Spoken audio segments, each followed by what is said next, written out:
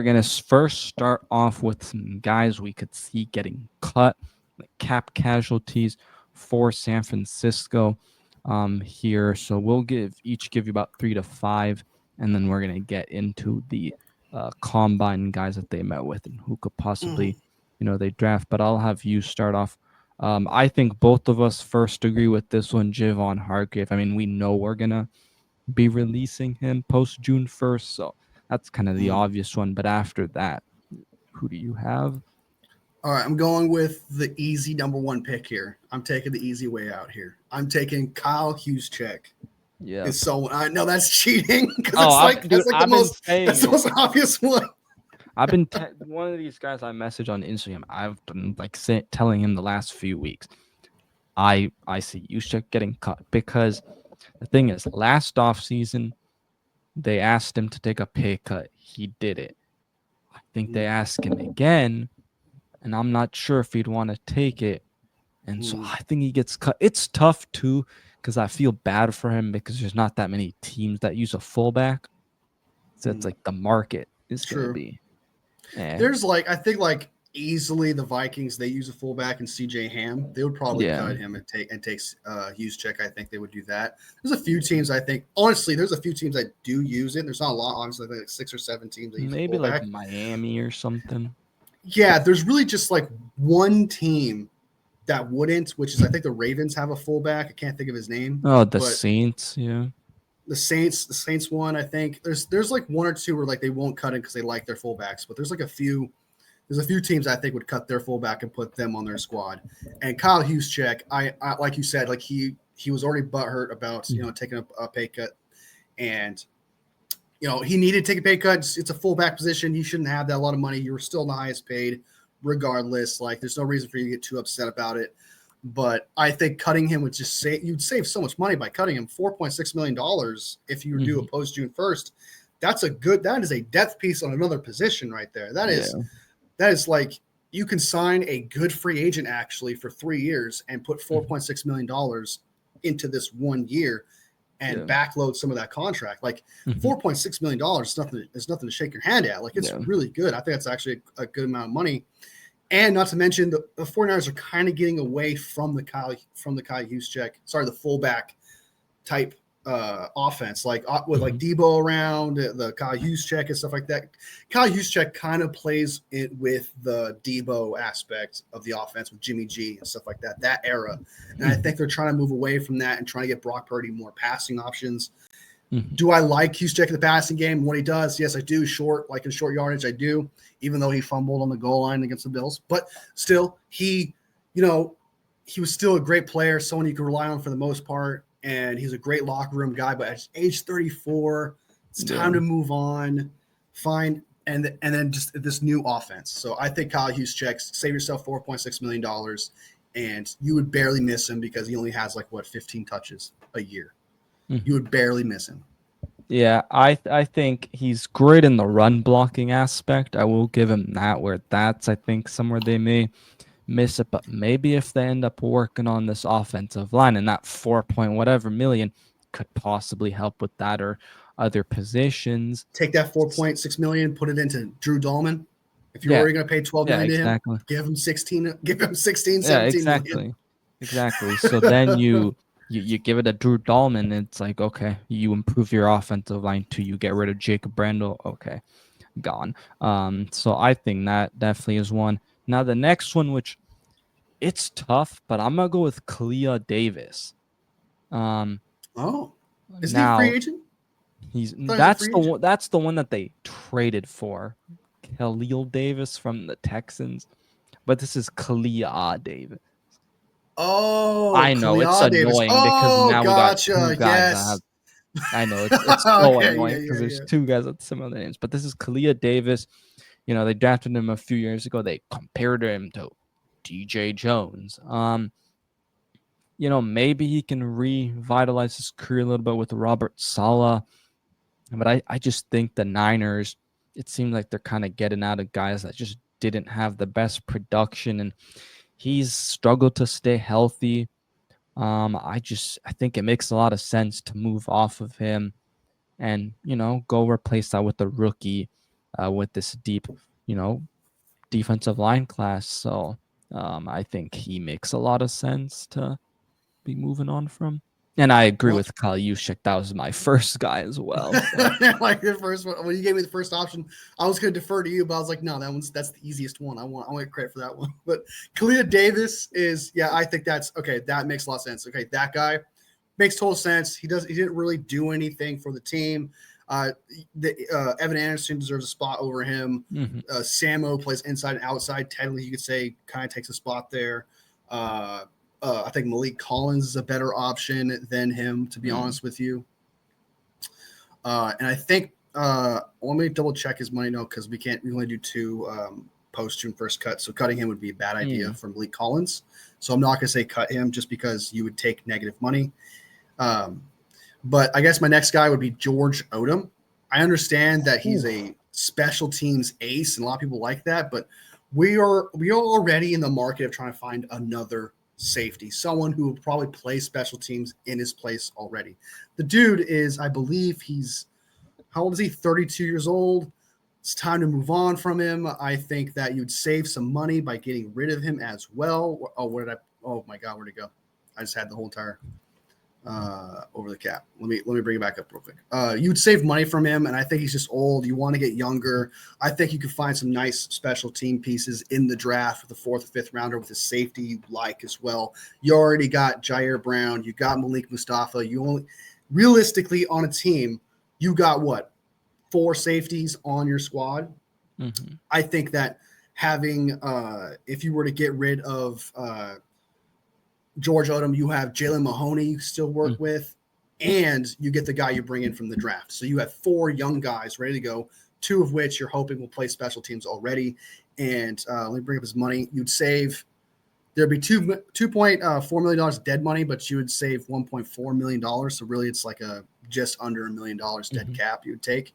I think that's a good option, and it opens up a room for a safety that you get in the draft because – you don't want 5 or 6 safeties on your freaking team. I'd much rather have 4 safeties and then save another spot for like a 6th corner or a 7th corner instead. I'd much rather do that. So George Odom would be my guy. And I know he's good at special teams, but he's too old. Time to get younger. Let's move on. That's an interesting one. Definitely, I think they do need to go out and get a veteran safety. And I do like a guy who we'll talk about that the Niners have met with at the Combine. So I'm not going to spoil his name right now, but I do like this one kid in the draft that I would love for them to take probably at around 3-4. But my next guy is Robert Beal Jr., another guy that they're like the GTFO, the whole situation. Mm-hmm. To me, it's just, again, hasn't really worked out. Maybe with, I like his speed. And maybe this guy has a higher chance maybe than Khalil Davis, but another guy that struggled to stay healthy on the field and, even produce really at all. I remember like a few years ago, I think versus the Texans, he had a solid game, but after that, he just hasn't really done much. Again, I think you can get so many defensive linemen in this draft. Heck, if you can trade him somehow for a 7th round pick, to like 7th round pick like 3 years from now or like something like Eagles that. or something, because I know they love their Georgia guys, and Robert Beal Jr. went to That's Georgia. True. Spitting off fire, man. That's true. So if you could like trade a 6th, 7th round pick even for him, I would do it. So but otherwise you just cut him, I think. So yeah, those are gonna be my main guys for my cut candidates. I like the Robert Beal Jr. one. Just kind of like, again, it's just one of those things where there's only so many spots. Some people say you can never have too many D linemen, but like if you're not living up to any kind of hype or you're not getting anywhere with that player, especially since you're not seeing anything from him but just getting hurt and that's it. It's time to move on. I don't even know why we drafted him, to be honest. I understand that he was supposed to be on the depth chart for Georgia. People just liked him because the coaches said he was super fast and he had high potential. Yeah. From when I heard about it, but even when I looked at him and watched him play, I was like, why? Why would you get this guy? And I was hoping to be proven wrong, but that never happened at all. You would save $968,000 by cutting him. So it's not like you would take a hit if you were to get rid of that guy. But yeah, I think especially in this draft where you got a shit ton of sorry, I just cursed. But if you get like a crap ton of DNs here in this draft, you can always find someone that would be probably as good, if not better, than Beal Jr. And he's just taking up a space, I think. So I think Alex Barrett might even be better than him. So I think better option. So I do like that pick. I'm going to take the one I'm surprised we have not thought of. This is probably not going to happen, but there's a possibility that no, you know, I can't because the June 1st cut thing. So I might have to think of a new one. I had a third one. Give me a second. Looking at this real quick. You know what? I'm going to say it anyway. I'm just going to say it anyway. They're talking about playing young, right? They're talking about they need young players. They're talking about they need actual quality players. We know who's better. We know Ben Barch is better. They brought him back. We know Burford is better. He's still on this team, right? If you cut Burford, you save a lot of money. All right, you got Zakelj, okay? He's solid, right? Jake Brendel. Cut that motherfucker. How did we forget about that? What the heck, bro? Jake Brendel. Look. Yes. Look. I understand that if you were to get rid of him, it would be a $5.3 million dead money with a negative $1.5 million savings. So really it's a $7 million cut, but it's a $7 million cut that nobody who's a 49ers fan, I mean, every single 49ers fan from all circles of life, from every corner, from people who disagree with this content creator or agree with this content creator, and they all clash. This is the one thing where everyone would come together like a peaceful, you know, that moment in Star Wars where they're all just celebrating the Emperor's dead and stuff like that. That's exactly what would happen if Jake Brendel got cut. Okay, everyone would be like, yes, $7 million cap. Who gives us your? Like, we'll be super excited, and I think every team fan would be happy about it. They would embrace it. They understand that they will take a cap hit, but they would not care. I can't imagine a 49ers fan caring whatsoever. But if they don't end up cutting, where's his cut at? If they don't end up cutting him before June 1st, you can actually, instead of Kyle Juszczyk, if you did Jake Brendel a post June 1st cut, you would save $2.3 million. And what would the dead cap be?